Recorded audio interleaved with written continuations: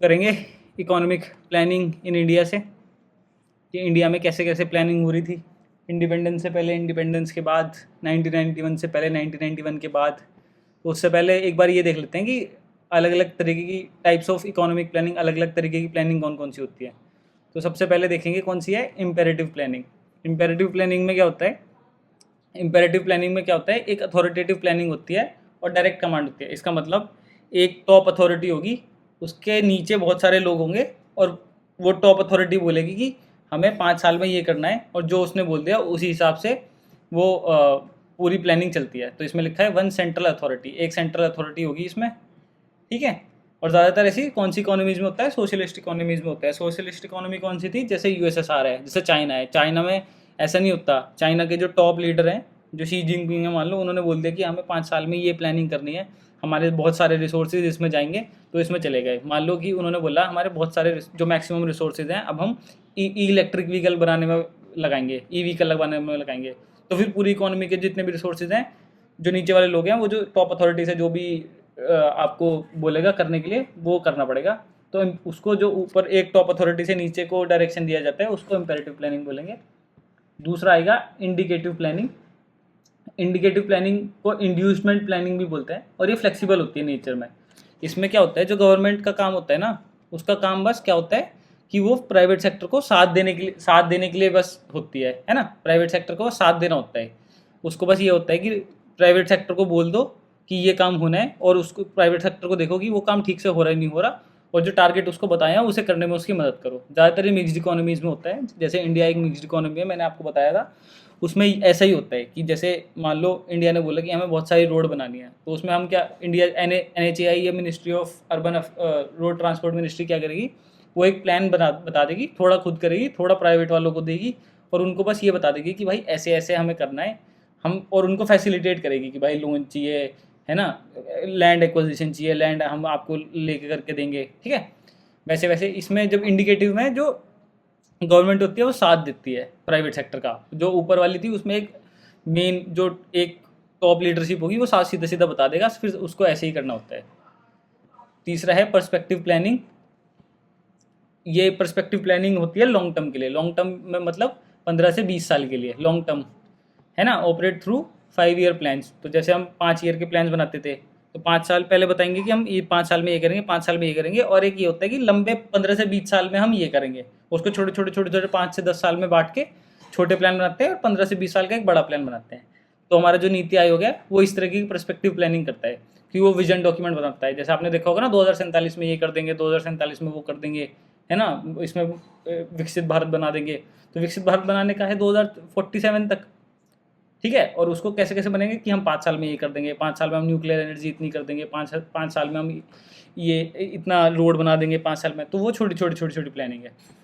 और चौथा होता है फिक्स प्लानिंग। फिक्स प्लानिंग मतलब जो फिक्स प्लान करते हैं, मतलब 4 साल के लिए प्लान करा या 5 6 7 के लिए, कोई भी एक फिक्स टारगेट है उसको प्लान करा, उस हिसाब से आपने प्लानिंग करनी शुरू कर दी, ठीक है। उसके बाद आता है डिसेंट्रलाइज प्लानिंग। डिसेंट्रलाइज प्लानिंग आप समझ ही रहे हो। इसमें क्या होता है, प्लानिंग जो ग्रास रूट लेवल होती है। मान लो कि जैसे इंडिया में ग्रास रूट लेवल पे क्या होता है, पंचायत वगैरह होती है। तो ग्रास रूट लेवल से वो जो प्लान है वो बनाते हैं, और उसको फिर वो अलग अलग तरीके से, जैसे एक मेरठ के का प्लान अलग हो गया, और इसका और किसी गाजियाबाद का अलग हो गया, अलग अलग प्लान बना के डिसेंट्रलाइज प्लानिंग करेंगे। और उसमें जो सेंटर है ना, वो स्टेट अथॉरिटी, जो स्टेट होता है या जो उससे नीचे जो के लोग होते हैं, उसको बस उसके हिसाब से प्लान करके उनको मदद करती है, ठीक है। छठा है इसमें रोलिंग प्लान।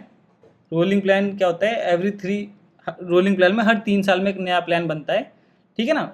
और नए प्लान में क्या होता है कि उन 3 साल में क्या पहले होगा कि उस साल का एक प्लान होगा। जैसे आज के लिए 3 साल के लिए बनाया, तो इस साल का नया प्लान होगा। फिर 3 से 5 साल का क्या होगा एक प्लान, उसमें दूसरे नंबर पे ये होगा। और एक पर्सपेक्टिव प्लान होगा कि हम 20 साल के अंदर में क्या करना चाहते हैं।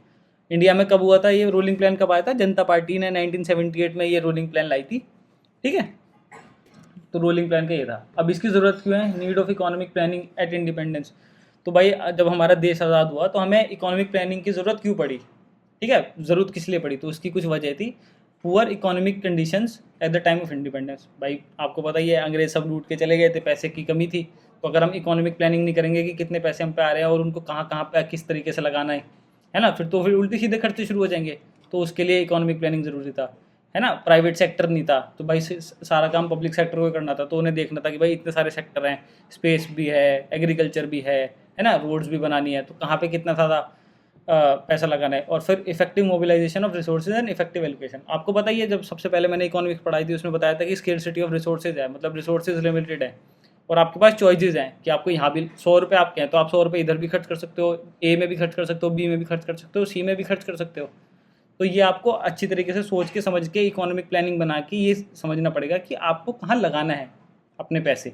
तो वो अगर आपने 100 रुपये ऐसी जगह पे लगाए जहाँ पे आपको 1000 रुपये का रिटर्न मिल रहा है तो उसको इफेक्टिव मोबिलाइजेशन कहेंगे। तो आपके रिसोर्सेज लिमिटेड है, आपने इसको इफेक्टिवली मोबिलाइज करा।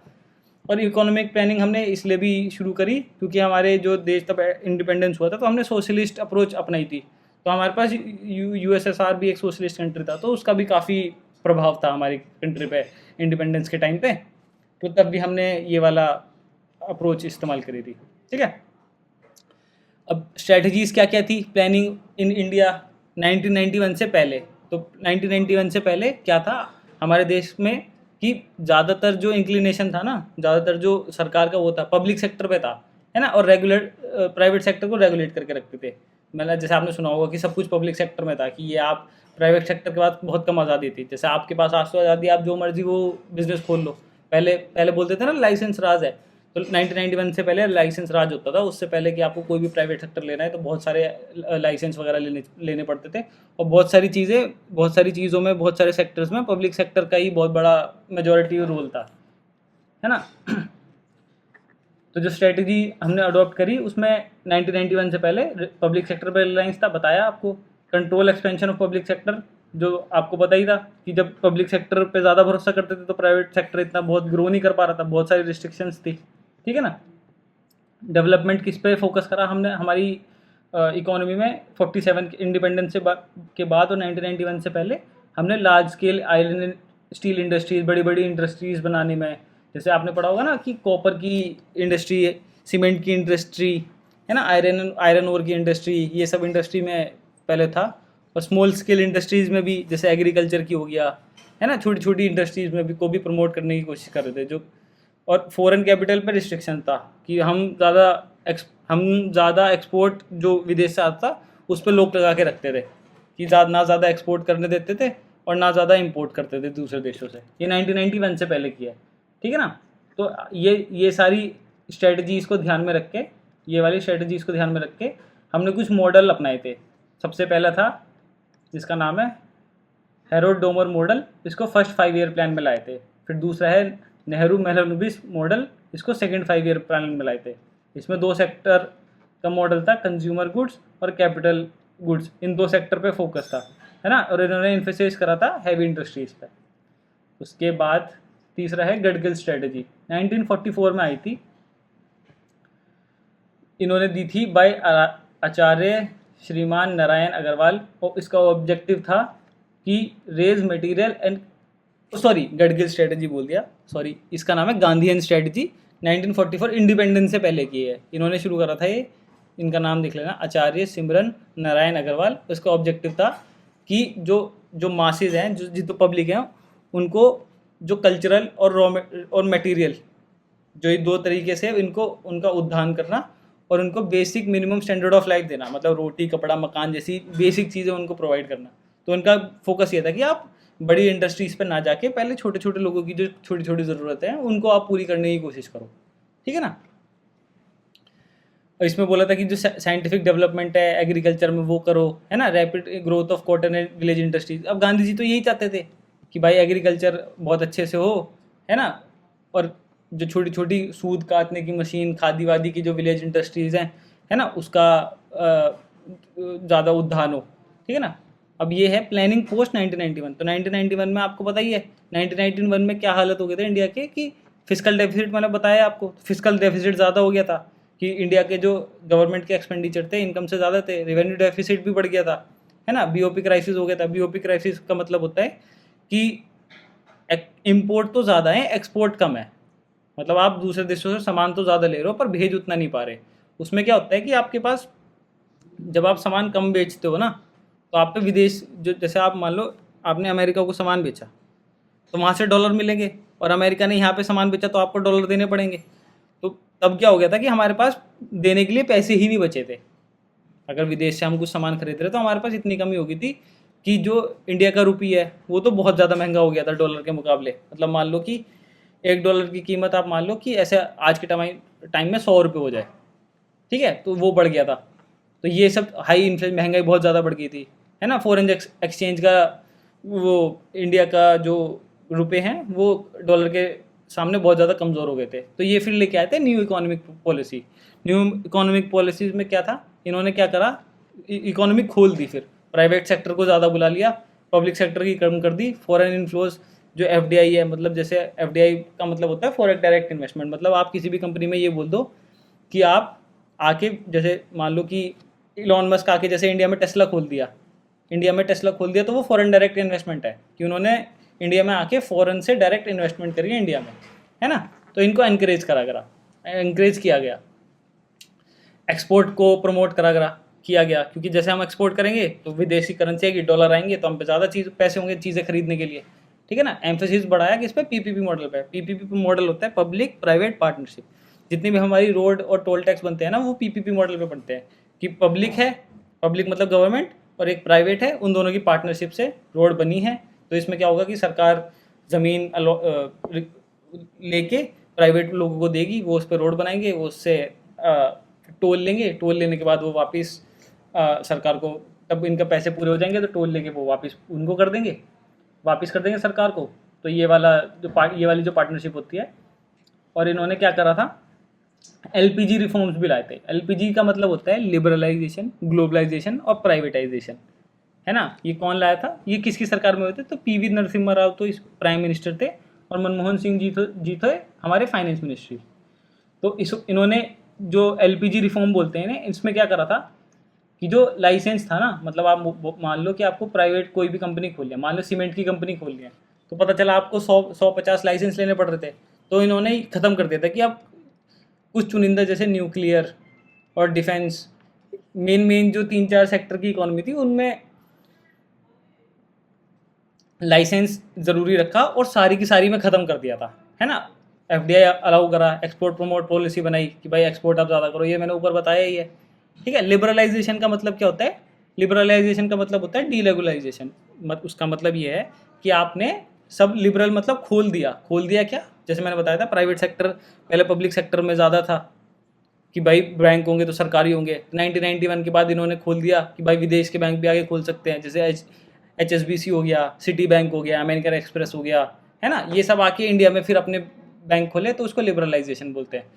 प्राइवेटाइजेशन मतलब पब्लिक सेक्टर से सीधा प्राइवेट सेक्टर पे फोकस होना शुरू हो गया कि भाई प्राइवेट सेक्टर को ज़्यादा चांसेस दो कुछ भी खोलने के लिए, ज़्यादा। ग्लोबलाइजेशन मतलब open Indian economy to the global economy, अपनी इंडिया की इकोनॉमी खोल दी ग्लोबल इकोनॉमी के लिए कि भाई हम आपसे सामान लेंगे भी, आपको सामान बेचेंगे भी, तो बहुत ज़्यादा लेना देना शुरू कर दिया, जिससे कि हमारी ग्लोबल कनेक्टिविटी बढ़ जाए। मान लो हम पहले ईरान से तेल खरीदते थे, अब हमने ईरान से भी तेल खरीदना शुरू कर दिया, वेनेजुएला से भी खरीदना शुरू कर दिया, रशिया से भी शुरू कर दिया, ठीक है। हमने भूटान को, श्रीलंका को, बांग्लादेश को बेचना भी शुरू कर दिया, ठीक है। ये सब चीज़ें हुई थी। अब ये सब होने के बाद अब आपको देखना है 5 ईयर प्लान्स, ये सबसे मोस्ट इंपॉर्टेंट है 5 ईयर प्लान्स। एक ही वीडियो देखनी पड़ेगी ये वाली आपको, इसके बाद आपको 5 ईयर प्लान्स में और कुछ पढ़ने की ज़रूरत नहीं बचेगी, ठीक है। यहाँ पे प्लान्स लिखे हुए हैं, यहाँ पे उनके ऑब्जेक्टिव लिखे हुए हैं, तो मैं एक बार बताता चलूँगा। फर्स्ट 5 ईयर प्लान था 1951 से 1956 तक, जिसका टारगेट था 2.1 और अचीव कर लिया था इन्होंने 3.6, और ये बेस्ड था हेरोल्ड डोमार मॉडल पे, ठीक है ना। इसमें शुरू किया था कम्युनिटी डेवलपमेंट प्रोग्राम 1952 में, और इस प्लान के अंडर में national programme for family planning भी शुरू हुआ। स्टेट फाइनेंस कॉरपोरेशन एक्ट इसमें ही आया, एक्साइज ड्यूटी भी इसमें इंट्रोड्यूस की गई, ठीक है। फोकस पहले 5 ईयर प्लान का था एग्रीकल्चर पे, क्योंकि जब हमारे पास खाने की कमी होती थी, फेमाइन मतलब भुखमरी बहुत ज़्यादा आ जाती थी, तो हमने सबसे पहले 5 ईयर प्लान पे फोकस करा कि हमारे पास फूड सिक्योरिटी होनी चाहिए। फिर हमने इरिगेशन पे फोकस करा, तो बहुत सारे रिवर वैली प्रोजेक्ट जैसे भाखरा नागल, दामोदर वैली, हीराकुंड, ये सब फर्स्ट 5 ईयर प्लान में बने थे, ठीक है। दूसरा पे आ जाओ सेकंड 5 ईयर प्लान पे, 1956 से लेके 61 तक था। ये बेस्ड था नेहरू मेहरानोबिस स्ट्रेटजी पे। इसमें टारगेट था 4.5% का, एक्चुअली अचीव किया गया 4.27 का। फोकस इनका था, अब सेकंड 5 ईयर प्लान में फोकस इन्होंने हटा के कर दिया रैपिड इंडस्ट्रियलाइजेशन पे, मतलब जो बड़ी बड़ी जो इंडस्ट्रीज है उन्हें खोलना शुरू कर दिया, जैसे कि कोल हो गया, सीमेंट हो गया, है ना, स्टील हो गया, इनकी इंडस्ट्री पे। और इन्होंने क्या करा, आत्मनिर्भरता पे ज़्यादा फोकस करा कि हम इंडिया में आत्मनिर्भर बनेंगे, कि जो जो हमें खाना होगा वो हम अपने इंडिया में ही उगाएंगे, ठीक है ना। हैवी कैपिटल गुड्स पे, इंडस्ट्रीज़ पे शुरू कर दिया। और इन्होंने इंडस्ट्रियल पॉलिसी ऑफ 1956 भी सेकंड 5 ईयर प्लान में लाए थे, ठीक है। अब आप देखो थर्ड 5 ईयर प्लान 1966 से 1969 तक, इसमें टारगेट करा इन्होंने 5.6, अचीव हो पाया 2.84 ही। क्यों? क्योंकि इसमें एम था सेल्फ रिलायंट मतलब आत्मनिर्भर होने का, और सेल्फ जनरेटिंग इकोनॉमी, मतलब खुद हम अपने लिए जो भी हमें ज़रूरत होगी हम खुद ही बनाएंगे। सेम इसमें भी फोकस था, हैवी इंडस्ट्रीज़ पे भी फोकस था, और इसमें गुड्स और ग्रेन्स प्रोडक्शन पे भी फोकस था। अब ये वाले इसमें कम क्यों हुआ अचीव? तो यहाँ पे क्या हो गया था, चाइनीज़ अग्रेशन, इंडो पाक वॉर, है ना, ड्रॉट, भुखमरी, ये आ गया था। 1962 में तो चाइना के साथ लड़ाई हो गई थी, फिर इंडो पाक वॉर हो गई थी, और 1965 और 1966 में थोड़ी भुखमरी और सूखा पड़ गया था। तो उसकी वजह से 5.6 इन्होंने टारगेट करा था और अचीव करा 2.84 ही। इस वाले 5 ईयर प्लान में क्या क्या आया था, फूड कॉरपोरेशन ऑफ इंडिया आया, IDBI Indian industrial development bank of India वो 1964 में, यूनिट ट्रस्ट ऑफ इंडिया 1963 में, और एग्रीकल्चर प्राइस कमीशन 1965 में। ये लॉन्च हुआ थर्ड 5 ईयर प्लान में। इसके बाद 5 ईयर प्लान नहीं आया, 3 एनुअल प्लान आए 1966 से लेके 69 तक। इसमें क्या हुआ, एग्रीकल्चर के ऊपर नई नई स्ट्रेटजी बनी, high yield variety of seeds, green revolution के लिए इस टाइम पे लाने शुरू कर दिए थे इन्होंने। फिर थर्ड प्लान 3 साल ये चला, फिर आया फोर्थ 5 ईयर प्लान 1969 से 1974 में। इन्होंने टारगेट करा था 5.7 और एक्चुअली अचीव करा 3.3 का।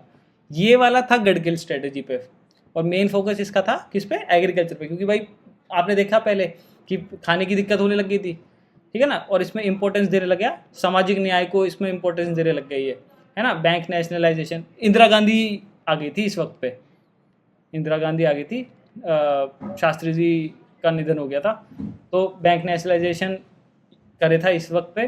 प्रीवी पर्सिस, जो हम राजा महाराजाओं को भत्ता देते थे, वो बंद करा था, और फैमिली प्लानिंग को हमने इंपॉर्टेंस दी थी, ठीक है ना। और इसमें क्या क्या लागू हुआ था, MRTP एक्ट है, monopolistic and restrictive trade practices act 1969, वो लागू करा था। Common area development programme launch करा था 1974-1975 में। उसके बाद है फिफ्थ 5 ईयर प्लान जो आया था 1974-1979 में। प्रिपेयर करा था इसने किसने करा था, DD धारजी ने करा था। इसमें टारगेट इन्होंने रखा था 4.4 का और अचीव किया था 4.8%। पॉवर्टी इरेडिकेशन, गरीबी हटाओ, सबसे पहले फिफ्थ 5 ईयर प्लान में आया था, और अटेनमेंट ऑफ आत्मनिर्भरता को अटेन करने के लिए ये भी इस पर फोकस था। मिनिमम नीड्स प्रोग्राम भी फिफ्थ 5 ईयर प्लान में आया था, और 20 पॉइंट्स प्रोग्राम भी फिफ्थ 5 ईयर प्लान में आया था। इसके बाद आता है सिक्स्थ 5 ईयर प्लान, 1980 और 1985 में आया था। फोकस था इसका नेशनल इनकम बढ़ाने में, टेक्नोलॉजी से मॉडर्नाइजेशन लाने में, मतलब मान लो कि कंप्यूटर वगैरह, तब इस वक्त पे कंप्यूटर वगैरह और टेक्नोलॉजी का चलन आ गया था, इंटरनेट वगैरह का, तो वो सब इन्होंने लाने की कोशिश करी थी। Ensure continuous decrease in poverty, जो गरीबी थी और अनएम्प्लॉयमेंट को उसको कम करने की बहुत पूरी कोशिश की जाती थी। टारगेट इसमें करा था 5.2, अचीव करा था 5.66। इंडस्ट्रियलाइजेशन में फोकस करा था। सम प्रोग्राम जो शुरू हुए थे इसमें, नेशनल रूरल एम्प्लॉयमेंट प्रोग्राम ये शुरू हुआ था, integrated national rural development programme ये शुरू हुआ था, village and small industries development programme ये शुरू हुआ था, नाबार्ड को इस्टेब्लिश कर दिया था 1982 में, एक्जिम बैंक को भी इस्टेब्लिश कर दिया था 1982 में। ये कब हुआ था, सिक्स्थ 5 ईयर प्लान में।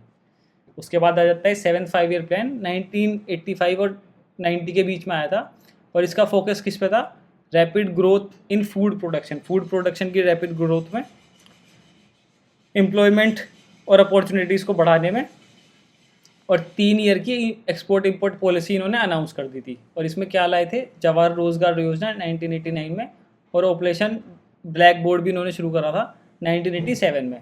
इसमें टारगेट था 5% का, अचीव इन्होंने कर लिया था 6% का। उसके बाद क्या हुआ, मैंने आपको जैसे बताया था 1991 से पहले दिक्कत होनी शुरू हो गई थी, फिजिकल डेफिसिट वगैरह आने लग गए थे, तो फिर 5 ईयर प्लान नहीं आया था, फिर 2 एनुअल प्लान आए थे 1990 से 1992 तक। बहुत इसमें दिक्कत हो रही थी, जो सरकार है वो कोई चुन के नहीं आ पा रही थी, थोड़े जैसे चौधरी चरण सिंह बने थे, उसके बाद पीवी नरसिम्हा राव बने थे, तो सरकार बहुत स्थिर नहीं बन पा रही थी, है ना। जो भी सरकार बन रही थी उस पर मेजोरिटी की दिक्कत आ रही थी। फिर उसके तो यहाँ पे 2 एनुअल प्लान बने, 5 ईयर प्लान में 1990 टू 1997 तक पीवी नरसिम्हा राव जी की सरकार थी, उसमें ये वाला 5 ईयर प्लान बना। टारगेट इस पर करा था 5.6, अचीव कर लिया इन्होंने 16.8, क्योंकि यहाँ पे 1991 का एलपीजी रिफॉर्म्स वगैरह सब आ गया था, मार्केट पूरी खोल दी थी, तो भाई पैसा फिर सबने देखा, जैसे मैकडी वगैरह आ गया, है ना, बर्गर किंग आ गया, बाहर से नई नई कंपनियां विदेश से यहाँ पे आके अपने एफडीआई ला कर लगी, है ना, नई नई इंडस्ट्रीज़ खोलने लगी, जो कोल की इंडस्ट्री थी या अलग अलग इंडस्ट्रीज़ थी उसमें पैसा डाल के लगाने लगी। तो पॉलिसी एलपीजी वाली लाए थे, और राव मोहन सिंह ने लिबरलाइजेशन वाला प्लान लाए थे। इस प्लान में क्या क्या आया था, एम्प्लॉयमेंट अश्योरेंस प्रोग्राम आया था 1993 में, स्वर्ण जयंती शहरी रोजगार योजना 1997 में, राष्ट्रीय महिला कोष 1993 में, मिड डे मील स्कीम याद रखना 1993 में, ठीक है, ये सब आई थी 85। फिर उसके बाद आया था 9th 5 ईयर प्लान 1997 से 2002 तक। इसमें प्रायोरिटी दी थी एग्रीकल्चर और रूरल सेक्टर को, और इसमें कौन था, स्वर्ण जयंती ग्राम स्वराज योजना 1993 में, प्रधानमंत्री ग्राम सड़क योजना 2000 में, ये अटल बिहारी वाजपेयी के टाइम पे आया था, है ना। इसमें क्या कहता है, अंत्योदय अन्य योजना 2000 में आया था, और सर्व शिक्षा अभियान 2001 में आया था। फिर 2002 से 2007 में मनमोहन सिंह की गवर्नमेंट आ गई थी, 10th 5 ईयर प्लान था, टारगेट इन्होंने करा 8, एक्चुअली कर पाई है 7.6, है ना। इन्होंने फोकस किस पे करा, universal access of primary education पे, है ना, और national food and work programme इन्होंने शुरू करा 2004 में। 10th के बाद आया 11th 2007 से 2012, ये 2008 की मंदी के बाद आया था, मतलब उसी के बीच में आया था, और इसकी थीम थी, ज़्यादा टारगेट था इसमें 9%, अचीव करा 80 क्योंकि मंदी आ गई थी, तो इसमें इसकी थीम थी toward faster and more inclusive growth. 12th 5 year plan देखो, इसमें की थीम थी faster more inclusive and sustainable growth, target है इसका था 8.2 का, और एक्चुअली अचीव करा 6.9 का। उसके बाद ये 5 ईयर प्लान और प्लानिंग कमीशन जब प्राइम मिनिस्टर मोदी की सरकार आई 2014 में, तो इन्होंने प्लानिंग कमीशन जो होता था, जो 5 ईयर प्लान बनाता था, उसको हटा दिया, उसकी जगह लेके आ गए थे किसको, नीति आयोग को। तो नीति आयोग की फुल फॉर्म आप देख लो, नीति आयोग, और 5 ईयर प्लान उसके बाद बनने बंद हो गए थे। तो national institute of transforming India setup को वो था 1 जनवरी 2015 को, है ना। ये नॉन कॉन्स्टिट्यूशनल बॉडी है, ना ये स्टैट्यूटरी है, ना ये किसी संविधान के आर्टिकल से बनी है, ना ही इसको कोई कानून ला के पारित किया गया है, और ये सिर्फ एडवाइजरी बॉडी है जिसके पास कोई फाइनेंशियल रोल नहीं है, ठीक है ना। कंपोजिशन कौन कौन होता है इसमें, प्राइम मिनिस्टर इसके चेयरमैन होते हैं, वाइस चेयरमैन को प्राइम मिनिस्टर नॉमिनेट करते हैं, एक इसमें सीईओ होते हैं, और 4 फुल टाइम मेंबर होते हैं जो कि प्राइम मिनिस्टर ही नॉमिनेट करते हैं। ये थोड़े बहुत इंडेक्स निकालता है, जो इंपॉर्टेंट है वो मैंने यहाँ पे लिख दिया है। Composite water management index NITI Aayog निकालता है, school education quality index NITI Aayog निकालता है, India innovative index NITI Aayog निकालता है, SDG urban index NITI Aayog निकालता है, state energy index NITI Aayog निकालता है, state health index NITI Aayog निकालता है, ठीक है। ये जो एक सेकंड, ये जो चार्ट है ना, इसमें मैंने ये प्लानिंग कमीशन जो पहले हुआ करता था और जो नीति आयोग अब है, उसके डिफरेंसेस के बारे में ये लगाया है, ये आप देख लो, ठीक है। इन जो प्लानिंग कमीशन था उनके पास क्या था, पैसों की जो फाइनेंशियल पावर भी होती थी, तो मैंने बताया वो अब नीति आयोग के पास नहीं है। मतलब जो 5 ईयर प्लानिंग कमीशन बताता था, उसमें बताता था कि कितने पैसे कहाँ कहाँ पे लगाने हैं, ठीक है ना। इसके पास पावर थी कि ये स्टेट को कुछ भी डायरेक्शंस दे सकता है कि भाई मैंने आपको ये पैसे भेजे, आपको इस तरीके से खर्च करते हैं। नीति आयोग के पास नहीं है।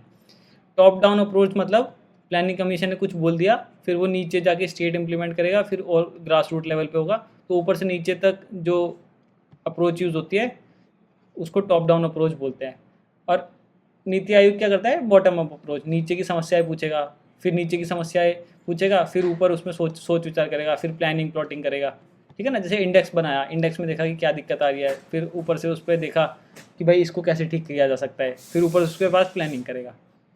8 फुल टाइम मेंबर थे, इसमें 4 फुल टाइम मेंबर होते हैं। डिप्टी चेयरपर्सन होते थे, सेक्रेटरी वगैरह होते थे। इसमें वाइस चेयरपर्सन होता है, CEO होता है, ठीक है ना। छोटी मोटी है, ज़्यादा नहीं पूछेगा।